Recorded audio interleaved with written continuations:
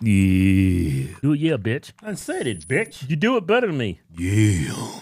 So here's the thing. So like technology has made dating easier, but it's also made it harder. What I mean by that is like is giving women. I genuinely believe that social media, Instagram especially, has kind of fucked it up for a majority of men. And the reason why is because now girls have access to the top tier guys. So why is she gonna go on a date with you when she has an NFL player hitting her up? And like this is like average ass chicks, bro, getting messages from like top tier guys. So like what's happened is like a lot of modern day girls, and people see this when they watch our show, are super entitled, man. Like you got girls that are 5s and 6s demanding a man that's like a 9 or a 10, and they think, oh, I fucked that NFL player. I have had sex with a NBA player before. These are the type of men that I deserve, and I should be able to date seriously. But they don't realize, like, bro, you're just on a sex rotation. Right. But that's kind of what's happened now with social media. It's kind of polluted a lot of girls and made them fairly delusional about their own sexual market value. Yeah, because a lot of when it comes to dating, back when we grew up, oh, he's handsome, he's cute, whatever. Yeah. Now it's like they look at your status first before they look at anything else. Oh, yeah, bro. Yeah. Like so, it's gotten to a point now where if you meet a hot girl, like a bad 21-year-old or whatever, and you don't got an Instagram, she's gonna think you're weird. Right. She's gonna be like, what the fuck? Like, but that's just kind of how we are. It's like it's like your business card right now with social media. Yeah. You don't got good pictures or your dating profile. So what ends up happening is with the way dating is now, like a lot of guys are reporting having less sex than other decades, and it's because of like the explosion of social media, where women now can literally pick and choose the best guys, and they can get flown out. We live in a what I call a globalized sexual marketplace now. There's a lot of truth to that. Yeah. There's some game for your viewers right now if you're looking to get married or get a girlfriend. So, you meet a girl. Yeah. She's somewhat hot, even average, right? Right. She may tell you, oh, I work at Starbucks or I work at, Target. Simple job. Right. But you don't know what she's doing behind closed doors. If you want info on the girl, you need to do the whole facts. Slide in the DMs. I messed up on the whole facts. But you don't have to. Anybody watching this. Because there's a website you can go to called PimEyes. It's what? Here? Yeah. It's actually PIM. New info. Eyes.com. Exclusive. Put a picture up, tells you everything about her. So guys, listen. I'm telling you right now, man. Any man out there, do the whole facts. Because I'm telling you, they'll lie to your face, say everything's nice and rosy. They're whores. Yeah. Can you break up that site? Yeah. PIM.eyes.com. Run your girl through there. PIMice.com? Yeah, eyes. Eyes.com. Private investigator. Because it scans like the internet. Yeah. Wow. Bro, if I knew about this, man. Yeah. Shit, you can find out a girl's history. Everything. Websites, all that stuff. Really? Secret sauce right there. Because like a lot of girls like are all over the internet, bro. Yeah. You know what I mean? The thing is, you don't know her from Adam, from Kingdom Come. She could be anybody. She could be, lying to you the whole time, and you find out, oh shit. You know what I noticed? Once we got very popular on Instagram, we have all these hookers sliding in our DMs. Yeah. I was like, oh, this bitch bad. Look at this. She trying to reach out. Yeah. I think I'm gonna get this bitch pregnant. So I was like, man, all these women are prostitutes. Yeah. Yeah. And guess what? Yeah. They want to do a podcast with you. And people get mad at us, right, when we say like, yo, a lot of these girls like, will sell you purity, right? Like I always say, men sell success, women sell purity. Right. And the reality is like if you take an average 22-year-old girl, she's probably gonna have more bodies than the average 22-year-old guy, just because they just have so much access. And then like women dominate college campuses now. They're like almost 3/4 of the population. We all know what happens in college.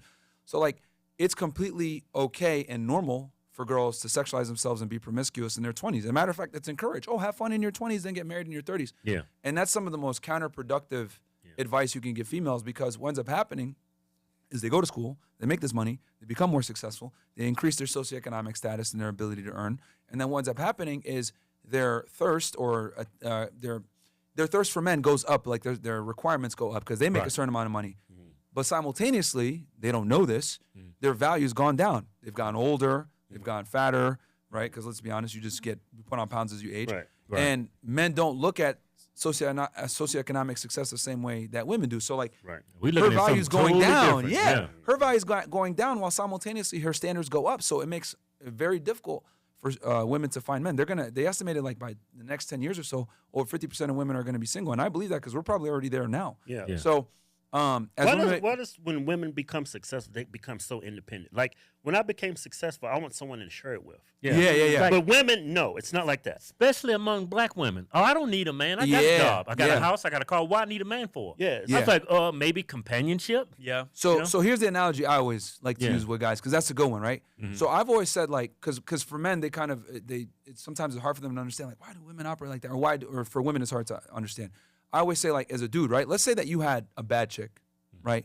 That was always ready to give you a blowjob or smash you. She was a 10 out of 10 at all times. Yeah, she's perfect. She's always available, right? Let me ask you this. Smiling and shit. We both smiling.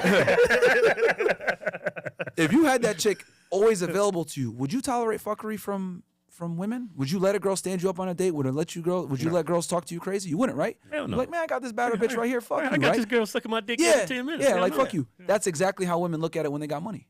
Mm-hmm. That's exactly, they look at it like, I got a career, etc. Mm-hmm. So I don't, what do I need you for? Like, so then what ends up happening, since they make their own money and shit, they're like, okay, I want a guy that makes the same amount of money as me, and I want him to be attractive.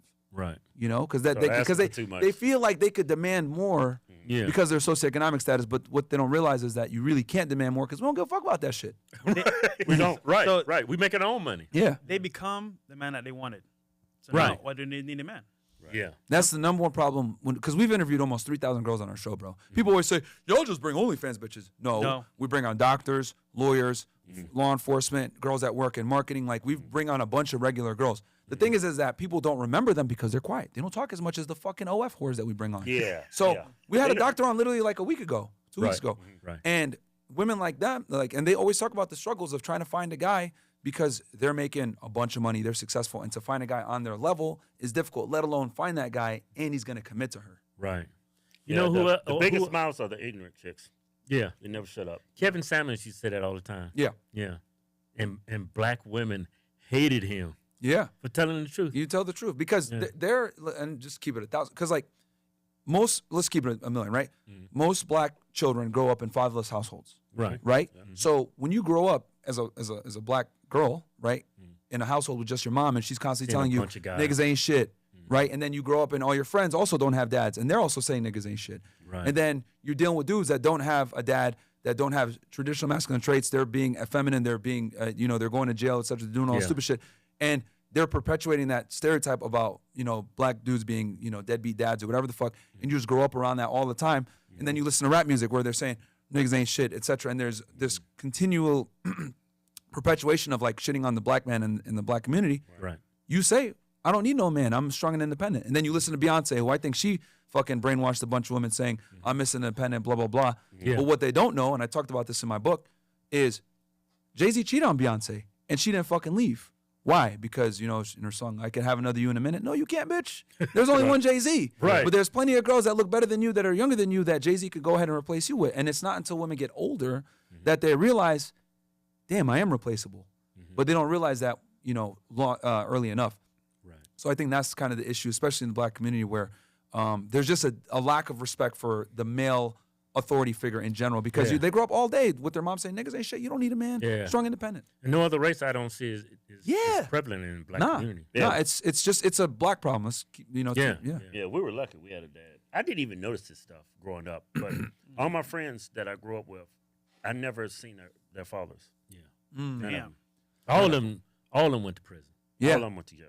Yeah, and I've always said, like, dads keep sons out of jail and daughters off sugar poles. Like, if like I grew up like hating my dad because he was just so restrictive. Like, I've never done a drug in my life, but I thank him for that now, because he would always threaten me. If I ever catch you doing any of this stuff, I'm gonna send your ass back to Sudan. I was like, God damn, you'll send me to the Middle East? Nah, I'm good. And Sudan's poor as fuck. So I was like, I always like that kind of kept me on the straight and narrow. And then one time I remember I got bad grades, and they sent my ass to Egypt for a month. And that shit sucked. People think Egypt's all nice and shit. I was like, no, man, it was fucking terrible. I couldn't play Xbox and shit. I was like, fuck. I came back. I'll never forget. I was 15 years old. Bro, I was in Cairo, right? Because I got family in Egypt too. I was in Cairo. I never told this story before. So 15 years old, I get like a shitty grades in my sophomore year. So my dad's like, man, you're going back to Middle East, motherfucker. So they send my ass to Cairo with my mom. So I'm there, and it's fucking terrible. It's poor as fuck. The electricity is trash. You can't play video games. I was playing Xbox all the time back then. That's another reason why I sent me. I played too much video games. Right. And like I was there for a month, and they made it sound like I was gonna go to school out there, and they're gonna keep me out there. I was like, oh my God. So, yeah, bro. So I was like, what the fuck? And yeah, shit sucked. It fucking sucked. People think, oh, I'd love to see the pyramids. Fuck that. Egypt sucks. So I was there for a month. My ass was suffering, and then finally it was like, you know what? Okay, we're gonna bring you back to start the school year. And I was like, oh my God, I'll never forget. I came back to JFK Airport. I fucking kissed the ground, bro, and I got back to America. Yeah. And then I just had a newfound appreciation for the United States. This is why I always shit on people that complain. Oh, bro, the U.S. sucks, blah, blah. And let's be honest, a lot of black people, they blame other people for why they're not successful. And I'm like, motherfucker, you should be thanking God that you even live in this country. And it took me to go to a third world country to figure that out. Right. If only we could send all the black people here that's complaining about this country, send them to Africa. Let them live there for a little while. Yeah. Then they'll have a better appreciation. That sticks with me, bro. Call it the motherland, too. Yeah. Sticks with me to this day. So that's why I really, and then also when I worked for Homeland, I did human smuggling investigations. It'd be all the time. I'd go and we'd catch a truck driver smuggling like 50 aliens in the back of a truck, etc. These people went through hell to get to the United States. Some of them die on the journey. I've seen so many dead bodies of migrants trying to come to the United States. Right. And I'm like, damn, these people are putting it all on the line, giving their life savings to be smuggled into the United States, and you're over here pissing away this opportunity as an American citizen. You're an American citizen, a fucking brokey? What's wrong with you? Right. They don't know. Absolutely right. They just believe what they hear on TV.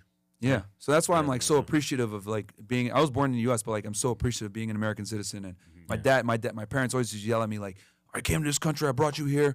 Like if I was born here, I'd be a fucking doctor or a lawyer and shit like that." And then it took me being 30 years old almost to really appreciate what my dad did for me. And now I think back, like if I didn't have my dad, I'd probably be a fuck up. So that's why dads are so important. Oh, our dads was hard on us. I mean, he used to, man, he would be in prison if he. Yeah, I remember my dad, man. He used to beat us. Oh yeah, same here. I remember my dad, he shot his cousin over a card game, right? He did some menace to society shit. Yeah. What the heck? He shot his cousin over a card, and I remember he used to come home drunk, right, and tie the whole house up. And I remember he sat me down one day. He said, "Look, son, don't ever gamble, and don't ever drink." I was like, "Nigga, you ain't got to tell me. I've been watching you the whole time." But he was hard on us. Yeah. And at the time, I didn't like it. Yeah, he instilled in me because he worked 2 jobs. He had a factory job that later ended up killing him, and then he was a barber on the weekends. Yeah. Wow. He always worked, and that's why I think we got had the that work trait. ethic that we got. Same with my dad. He was always working, doing overtime. Always working. Trying to support us because I didn't grow up with money. My dad came here as Oh, immigrant my God. Let me show you the 70s, house I grew up in. or 80s, sorry. Hey, Joe, pull up my house. Type in 538 Franklin Street, Oh, my. Martinsville, Virginia. Oh, shit. Wait till you see this damn house. Is that bad? Oh, my God. Dude. This house was surrounded by these big-ass Cherokee trees, man. Cherokee trees. they look like, you know. Oh, y'all were out in the sticks. Yeah. Rural. And we used to have these bad thunderstorms, high winds. I was like, yep, we're going to die in this house with these trees. What these trees going to fall in this house? I remember one time a tree fell, and the tree hit the ground. It was so big, we flew up out our seats like, Oh, No 5 way. feet. Yeah. No way. Yeah. That's crazy. Yeah, we was very poor growing up. 538. Builds character, though. I think Yeah. for men, like, it's really important that they grow up. Oh, yeah. You turn. There you Okay, go. up the hill right there. That's the house I We grew lived up in. in What the hell? You can't even see it. I know. Yeah, it's covered in weeds now. Yeah. My sister just sold that house for like $5,000. But about 6 months ago, Keith? That's been about a year. Yeah. Y'all can't even see that shit. I used to play on that damn hill, get ticks and shit all over me. Yeah. Yo, y'all are out in the middle of nowhere, man. Damn, Yeah. bro. Yeah, Did them dudes with the white hoods ever show up? Goddamn. They used to come like once a year down the March middle- down Oh, really? Yeah, this is rural, southern United States. I don't know how many times I was walking up that road and someone called me a spear chucker or N-word. Yeah, we No grew up in way. a poor white neighborhood. Yeah. Ah, okay. Daddy didn't That's want to live in different. yeah, my daddy wanted to live in the poor black side. He's like, I'm gonna take my chance with these racist white people. Yes, hey, man. That might be better. Yeah, it was, but all them niggas in jail. Now. Yeah. Seriously. Yeah. Yeah, but my dad, he talked to me and Yeah. then said, "I'll be back, son," and then never came back. No shit. Really? Yeah. How old are you? He bullshitting. Like 4. Man, yo, I don't remember shit when I was 4. Nah, but he just left though, you know. He just Oh, left. did he? Yeah. Yeah. He didn't even say bye or anything? He taught me well. Yeah. Hey, Hey, man, that's okay. a lot of that though. Yeah. Yeah, you know. I don't know why, but Yeah. it's just like a culture thing. Hey! Hey! Hey! How you sound like a white guy? Hey! We got these Jeep Wrangler, Rubicon, 20, 24, 37-inch tires, 18-inch wheels. Y'all know why we do this, right? Wow. Not just because we just great black guys, because we're giving back. Yeah, we used to give thousands of dollars each month advertising our giveaways on Facebook, and all they was doing was censors. I said, no, I'm not doing that. Let me talk. I said, I ain't doing that no more. I'm gonna incentivize the people that support us. That's why we give back. We gave up back how much? About $2 million in trucks and cash? Yeah, something like that. Man, it's a bunch. Go to FisherHorseTwins.com. Anything you buy from the site, get you automatically entered to win. Yeah. No purchase necessary. Board where prohibited. See official rules for details. Yeah.